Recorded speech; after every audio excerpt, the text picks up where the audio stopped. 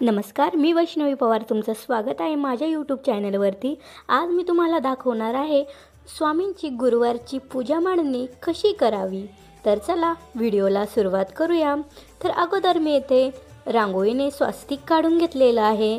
तर बघा या प्रकारे मी ते स्वास्तिक काढून घेतलं। यानंतर आपण याच्यावर कुंकू हळद टाकणार आहोत। त्यानंतर मी फुलं पण टाकलेले आहे। आता आपण याच्यावरती ठेवणार आहोत चौरंग। चौरंगाला मी एकदम व्यवस्थितपणे साफ करून घेतलेला आहे। आता आपल्याला याच्यावरती एक पीस टाकायचा आहे। पीस टाकल्यानंतर मी एक छोटा चौरंग घेतलेला आहे। त्यानंतर आपण याच्यावरती ठेवणार आहोत एक छोटं पितळाचं ताट। त्यानंतर आपण याच्यामध्ये स्वामींची मूर्ती ठेवणार आहोत।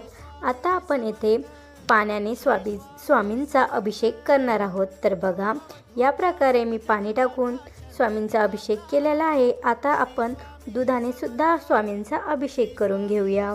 तर बघा या प्रकारे मी दुधाने सुद्धा स्वामींचा अभिषेक करून घेतलेला आहे। आता आपण परत एकदा पाण्याने स्वामींचा अभिषेक करून घेणार आहोत। बघा या प्रकारे मी स्वामींना स्वच्छ करून घेतले। आता जे दुधाचं पाणी होतं त्याला आपण साईडला काढू आणि एक स्वच्छ कपड्याने स्वामींना व्यवस्थित पुसून घेऊ। तर बघा या प्रकारे मी स्वामींना व्यवस्थित पुसून घेतलं। आता इथे मी एक छोटा चौरंग घेतलेला आहे। आता आपण याच्यावरती स्वामींची मूर्ती ठेवणार आहोत। तर बघा या प्रकारे मी स्वामींची मूर्ती चौरंगावरती ठेवलेली आहे। त्यानंतर स्वामींना आपण टोप घालून घेणार आहोत। त्यानंतर इथे मी घंटी ठेवलेली आहे। सोबतच पाण्याचा कलश स्वामी समोर ठेवलेला आहे।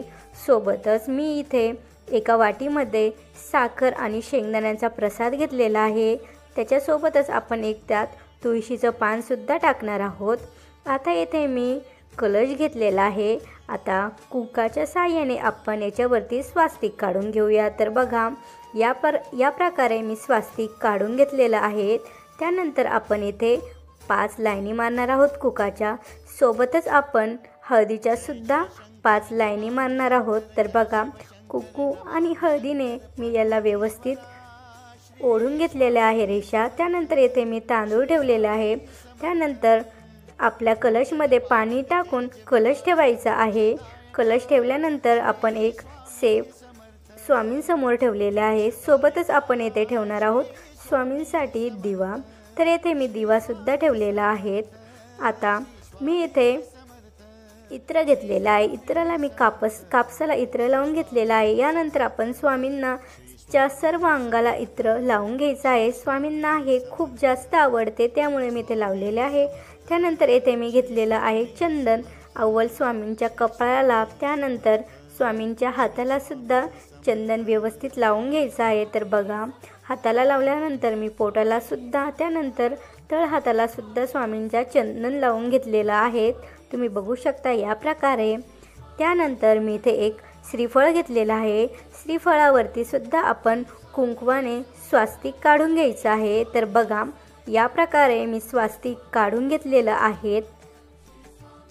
आता मी इथे कलशमध्ये आंब्याचे पानं टाकायचे विसरले, तेवढी क्लिप माझ्याकडून स्किप झाली। तुम्ही इथे 5 आंब्याचे पानं टाकू शकता। त्यानंतर आपल्याला इथे श्रीफळ ठेवायचे आहे। त्यानंतर मी दीप प्रज्वलित करून घेतला। नंतर स्वामींना फुले वगैरे ठेवून घेतले। तर बघा किती छान वाटत आहे। त्यानंतर धूप दिव्याने स्वामींना व्यवस्थित ओवाळून घेतले। या प्रकारे स्वामींची व्यवस्थित पूजा करून घेतली। त्यानंतर स्वामींसाठी नैवेद्य ठेवला। मित्रांनो तुम्हाला जर माझा आजचा व्हिडिओ आवडला असेल तर व्हिडिओला लाईक कमेंट शेअर करायला विसरू नका। धन्यवाद। श्री स्वामी समर्थ। श्री स्वामी समर्थ।